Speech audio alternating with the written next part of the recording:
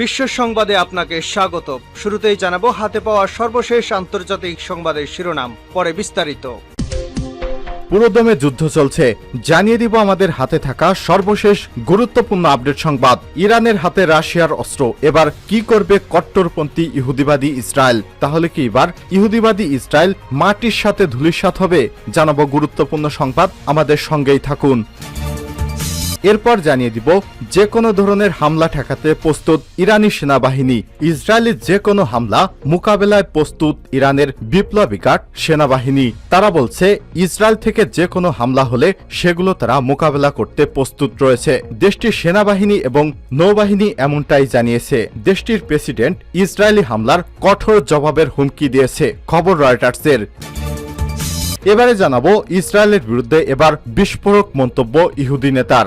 বিশ্বের বিভিন্ন দেশে ছড়িয়ে থাকা ইহুদিদের নিজ রাষ্ট্র এবং ইসরায়েলের প্রতি সমান আনুগত্য পোষণ করতে হবে, এমন একটি ধারণা প্রচলিত ছিল। প্রভাবশালী পশ্চিমা দেশগুলো ইহুদি সমাজের প্রতি কর্মকাণ্ডেও এই চরিত্র ফুটে উঠেছে প্রবলভাবে। কিন্তু ইসরায়েলের ভিতরে এবার দুই ভাগ হয়ে পড়েছে ইহুদিবাদীরা। ঠিক এই মুহূর্তে যখন ইরান ইসরায়েল যুদ্ধ দ্বারপ্রান্তে বিশ্ব, তখন শিয়া মুসলিম অধ্যুষিত এবং প্রবল ইসরায়েল বিরোধী রাষ্ট্র ইরানের ইহুদি সম্প্রদায় তেল আবিবের বিরুদ্ধে তেহরানের পদক্ষেপকেই সমর্থন করছে। এক সাক্ষাৎকারে দেশটির সংসদে ইহুদি সম্প্রদায়ের প্রতিনিধি হুমায়ুন সামিয়া নাজাব আবাদি এমনটাই জানিয়েছে।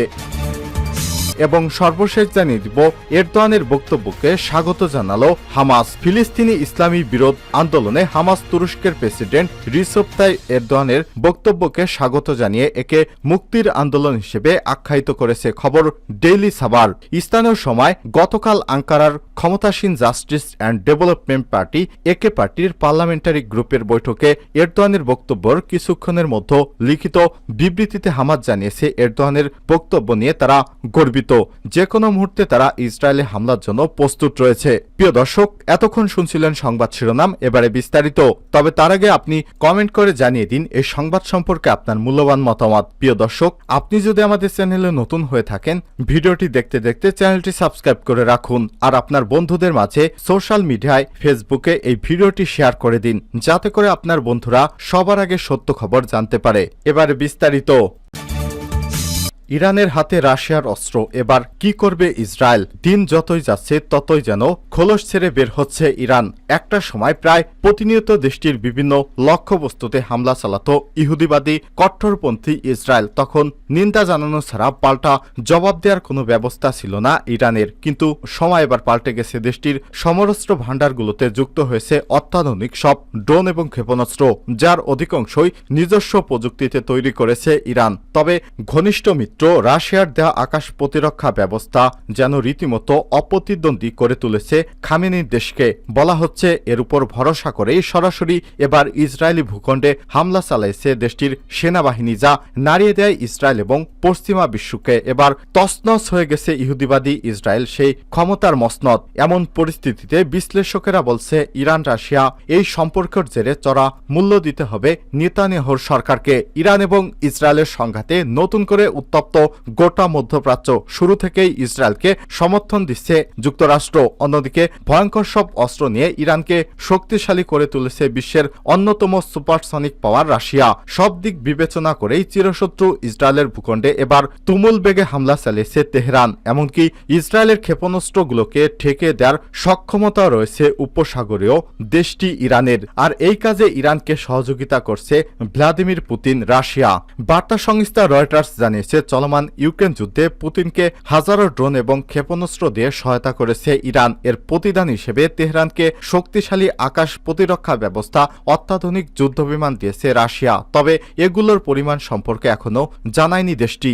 রাশিয়া নিত্য নতুন প্রযুক্তি ইরানকে আরো শক্তিশালী করেছে, যা ইসরায়েলের মাথা ব্যথার কারণ হয়ে দাঁড়িয়েছে। এরই মধ্যে রাশিয়ার কাছ থেকে S-300 আকাশ প্রতিরক্ষা ব্যবস্থা পেয়েছে ইরান। এখন S-400 নিতে উৎসাহী দেশটি। কিন্তু রাশিয়া এগুলো তেহরানকে দিয়েছে কিনা তা স্পষ্ট নয়, তবে গোয়েন্দা কর্মকর্তারা মনে করে সরাসরি S-400 না দিলেও এবার নকশা বা প্রযুক্তি ইরানের কাছে হস্তান্তর করা হয়েছে, কারণ চলতি মাসের শুরুর দিকে ইরানের 17 সদস্যের একটি দল রাশিয়ার সমরাস্ত্র ভাণ্ডার ঘুরে এসেছে। বিশ্লেষকেরা বলছে ইরান যদি এই প্রতিরক্ষা ব্যবস্থা পেয়ে থাকে তবে দেশটির পারমাণবিক স্থাপনাগুলোতে আরও হামলা চালানো সম্ভব হবে না, এটি সুরক্ষিত থাকবে। যুক্তরাষ্ট্রের ওয়াশিংটন ভিত্তিক গবেষণা প্রতিষ্ঠান হাডসন ইনস্টিটিউটের জ্যেষ্ঠ ফেলো কান কাসাপলগুলো বলেছেন রাশিয়ার এসব অস্ত্রে ইরানের আকাশ ইসরায়েলের জন্য অজেয় হয়ে উঠবে।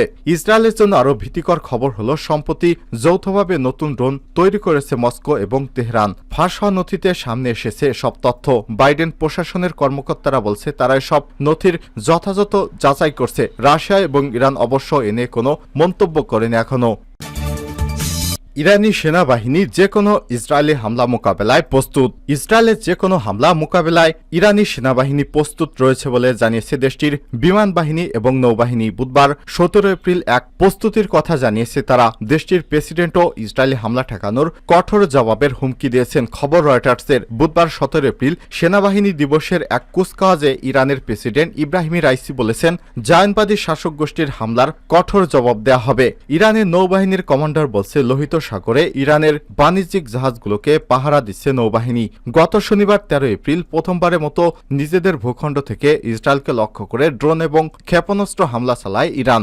1 এপ্রিল সিরিয়ার দামেস্কে ইরানি কনসুলেটে সন্দেহভাজন ইসরায়েলি হামলার প্রতিশোধ নিতে এই পাল্টা হামলা চালায় তেহরান। সেনা দিবসে অনুষ্ঠানে বিমান বাহিনীর কমান্ডার সতর্ক করে বলেছেন যে কোনো ইসরায়েলি হামলা মোকাবেলায় রুশ নির্মিত সুকি 24 সহ যুদ্ধ বিমান প্রস্তুত রয়েছে। ব্রিগেডিয়ার জেনারেল আমির ভাহেদি বলেছেন সব ক্ষেত্রে আমাদের পূর্ণ প্রস্তুতি রয়েছে। যুদ্ধ বিমান এবং বোমারু বিমানও প্রস্তুত রয়েছে যে কোনো অভিযানের জন্য। ইরানের বিপ্লবী গার্ড বাহিনীর ঘাঁটি এবং ইরানের অভ্যন্তরে পারমাণবিক গবেষণা স্থাপনায় সরাসরি হামলা চালাতে পারে ইহুদিবাদী কট্টরপন্থী ইসরায়েল। এ কারণে বোমারু বিমান প্রস্তুত রাখা হয়েছে।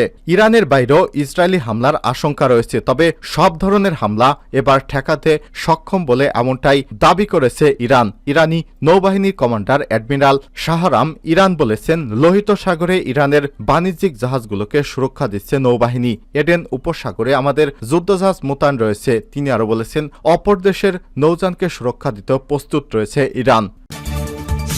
ইসরায়েলের বিরুদ্ধে বিস্ফোরক মন্তব্য ইহুদি নেতার। বিশ্বের বিভিন্ন দেশে ছড়িয়ে থাকা ইহুদিদের নিজ রাষ্ট্র এবং ইসরায়েলের প্রতি সমান আনুগত্য এবং তাদের মতামত পোষণ করতে হবে এমন একটি ধারণা প্রচলিত। প্রভাবশালী পশ্চিমা দেশগুলো ইহুদি সমাজের বিভিন্ন কর্মকাণ্ডের এই চরিত্র ফুটে উঠেছে প্রবলভাবে। ঠিক এই মুহূর্তে যখন ইরান ইসরায়েল যুদ্ধের দ্বার প্রান্তে, বিশ্ব তখন শিয়া মুসলিম অধ্যুষিত প্রবল ইসরায়েল বিরোধী রাষ্ট্র ইরানের ইহুদি সম্প্রদায় তেল আবিবের বিরুদ্ধে তেহরানের পদক্ষেপকে সমর্থন করেছে।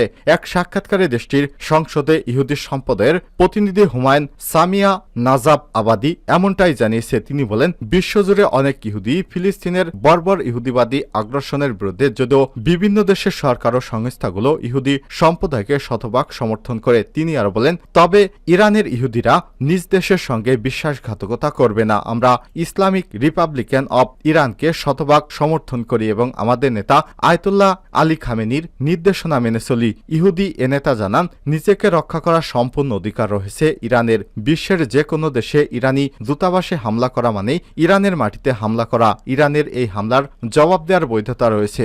যদি ইরান এই হামলার জবাব না দেয় তবে এটা ইসরায়েলকে আরও আগ্রাসী করে তুলবে। সাক্ষাৎকারে ইহুদি এই নেতা নাজাব আবাদি আরও জানিয়েছেন কয়েক মাস ধরেই তেহরানের সাথে আঘাত করে যাচ্ছে তেল আবিব, এমনটি তারা ইরানের সামরিক কর্মকর্তাদের হত্যা করে যাচ্ছে। তিনি জানান ইসরায়েল যদি বুদ্ধিমান হয় তবে ইরানের প্রতি কোনো প্রতিক্রিয়া দেখাবে না। যদি তারা সংঘাতকে আরও উস্কে দিতে চায় তবে যুদ্ধ পুরোদমে মধ্যপ্রাচ্যে ছড়িয়ে পড়বে।